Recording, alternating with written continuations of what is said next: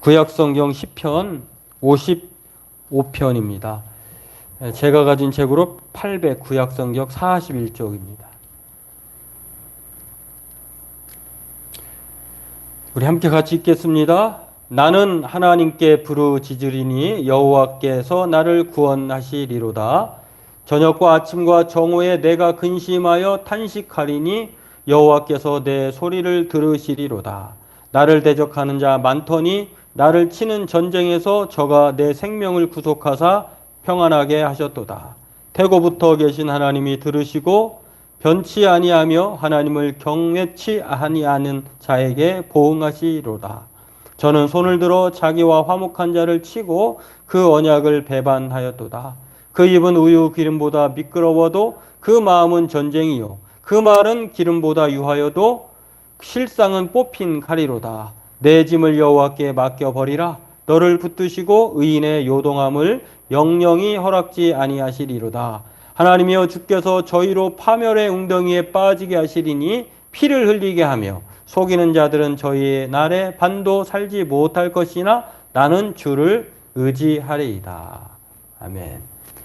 네, 오늘 그 전체 내용을 통해서 이 단어 두 단어를 제가 뽑았는데요. 분노와 기도다 라고 하는 것입니다.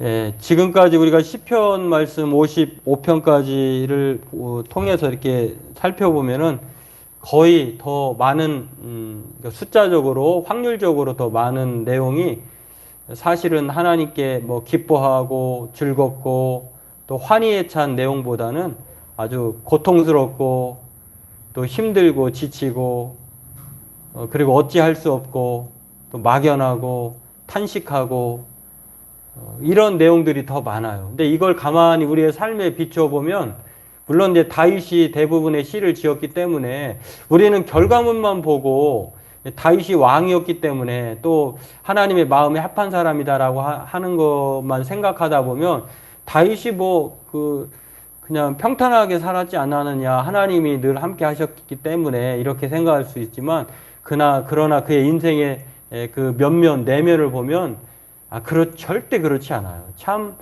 시작부터 어려움에 처했고 또 여러 번의 그 고비를 거쳐서 그가 인생을 마치는 것을 보는데 우리의 인생이 그 정도로 험난하다고 하는 것입니다.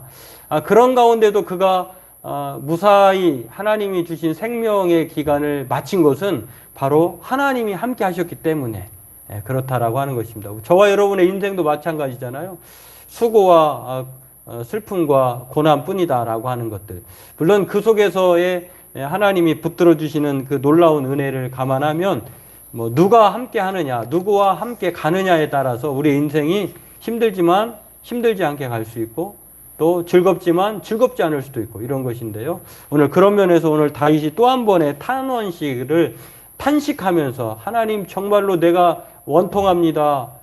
정말 고통스럽습니다. 내가 비둘기 같다면 저 멀리 날아가서 은신처에 숨어버리고 싶습니다. 이렇게까지 고백하는 도대체 이 다윗을 괴롭게 하는 것들이 많았지만 오늘은 또 무엇이었을까? 여러분 그렇죠. 오늘은 이것이 해결되면 또 다른 것이 나타나서 우리를 괴롭히기도 하고 또 그것을 해결하면 또 다른 것들이 생각지도 않은 것들이 이렇게 우리를 힘들게 하는 것처럼 다윗이 바로 그러한 사람이라고 하는 것인데요. 오늘 그런 면에서 다윗은 정말 이 분노에 가득한 마음을 갖고 있습니다. 그런데 이 분노를 자기가 표출할 수 있는 방법으로 표출하는데요. 그것을 힘으로 사용하거나 또 악을 동원하거나 또 여러 가지 그 꾀를 사용해 가지고 이제 그렇게 속임수를 사용해 가지고 그 악을 분노를 복수로 갚지 않고 이 분노를 거룩한 분노로 바꾸어서 하나님께 맡기는 것을 봅니다.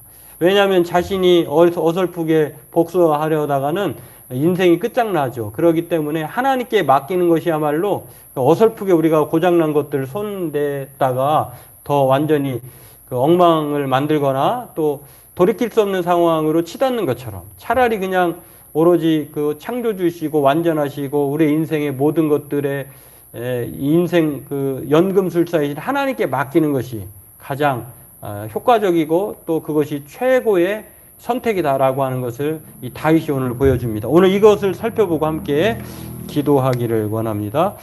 오늘 그렇다고 하면 다윗이 지금 뭐 분노하고 있는 것이 무엇이었을까? 오늘 본문을 보면은요, 3절에도 나와 있고 또 9절에도 나와 있는 것처럼 원수의 소리, 원수들의 입이 아까 뭐 16절에도 읽었습니다만 그들의 입은 아주 우유 같고 그 기름 같아요. 아주 부드럽고 달콤하고 유하고, 그런데 속은 아주 칼 같고 또 파멸하려고 하는 아주 뭐 이렇게 창끝 같은 그런 악랄함이 숨어 있는데요. 근데 이게 달리 이 사람들로 인해서 이 분노적 감정을 갖게 되었는데 자신이 지금 이 사람들 때문에 고난을 받고 있습니다. 그런데 놀라운 것은 이렇게 자신을 악담하고 또 억압하고 폭력과 분쟁으로 자신을 죽음에 몰아넣는 사람들을 가만히 살펴보면은요, 그래서 자기가 이 사람들을 피해서 지금 도망가고 싶다고 하는 것이지 않습니까? 6절에 보면 나는 날개가 만일 내게 있다면 비둘기같이 있다면 날아가서 편히 쉬겠다.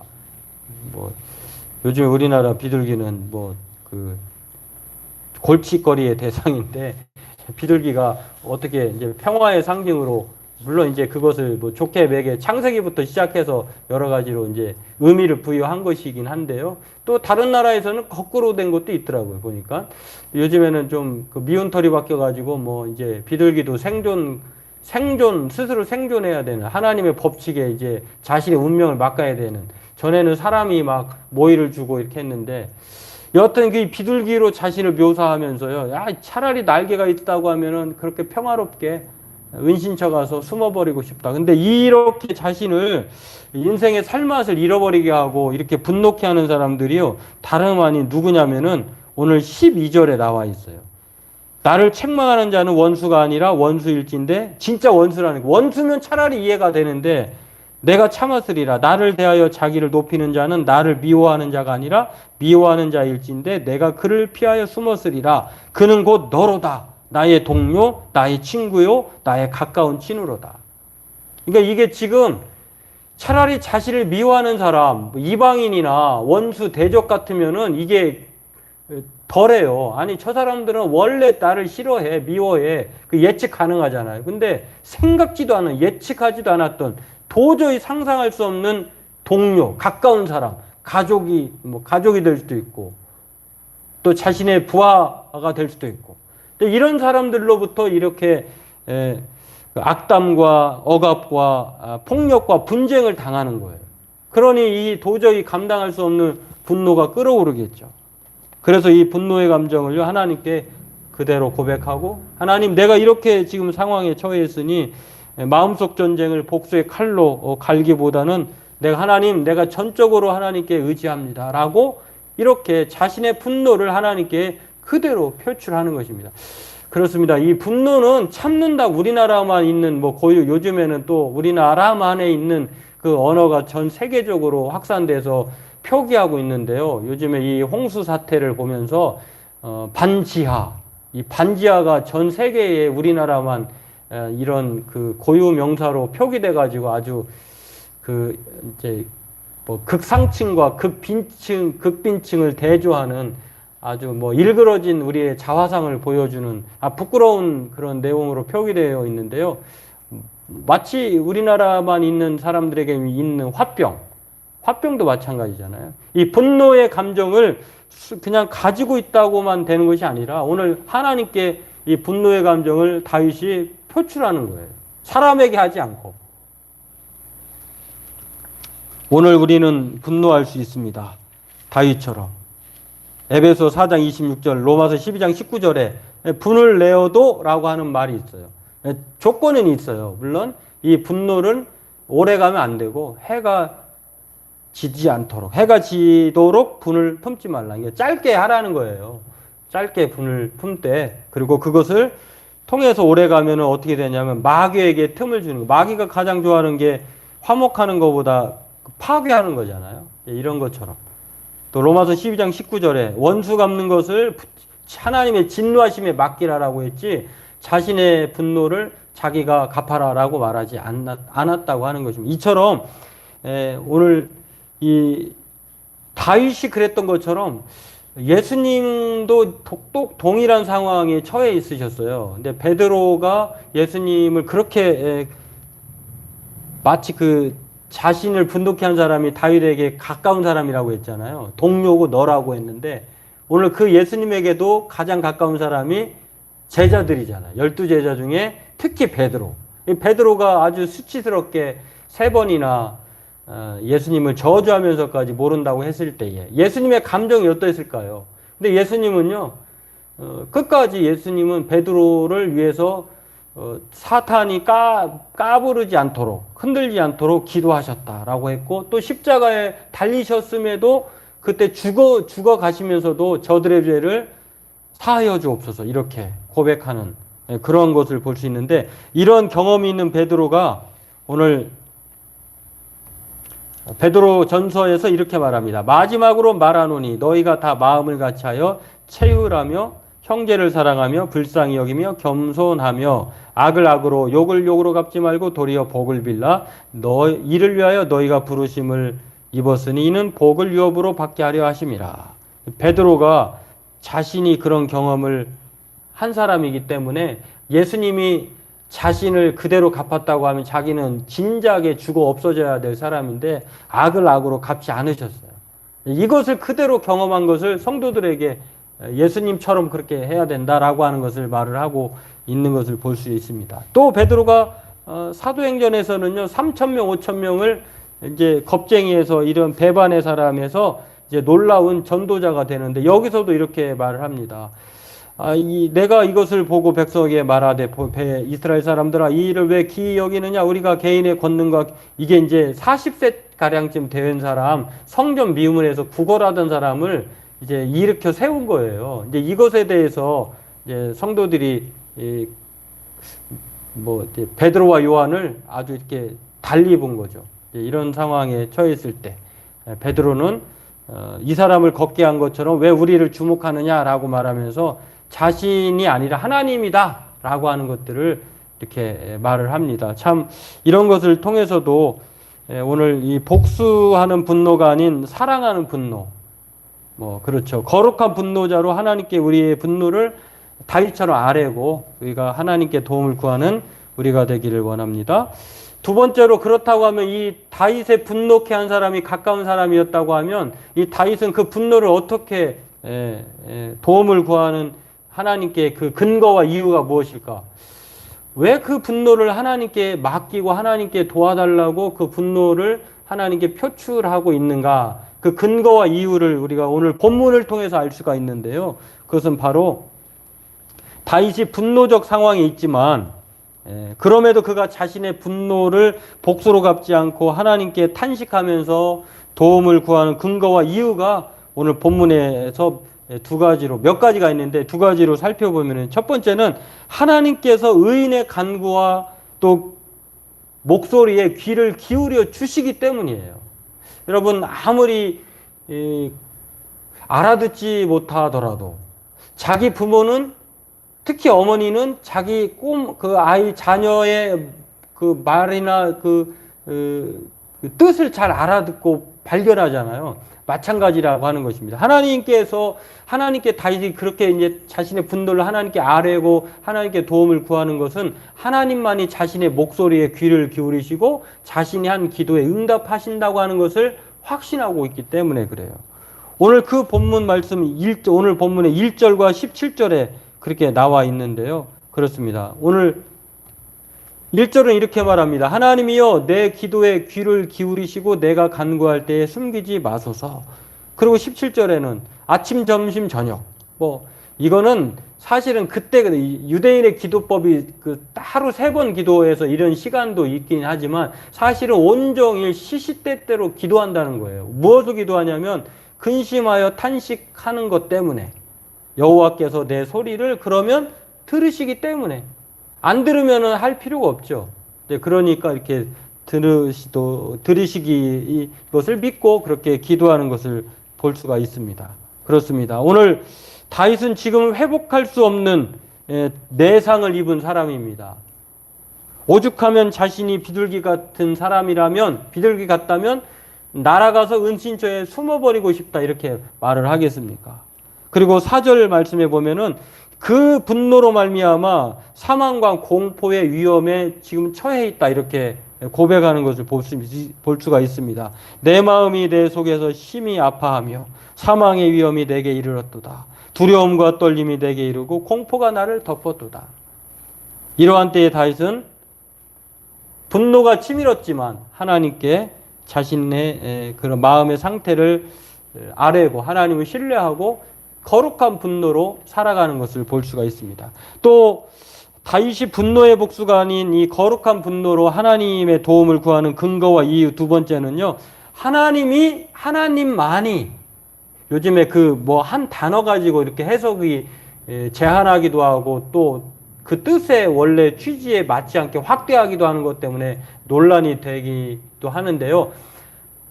하나님이 짐을 맡아주신다라고 하는 말과 하나님만이 짐을 맡아주신다고 하는 말은 아주 천지 차이가 나죠.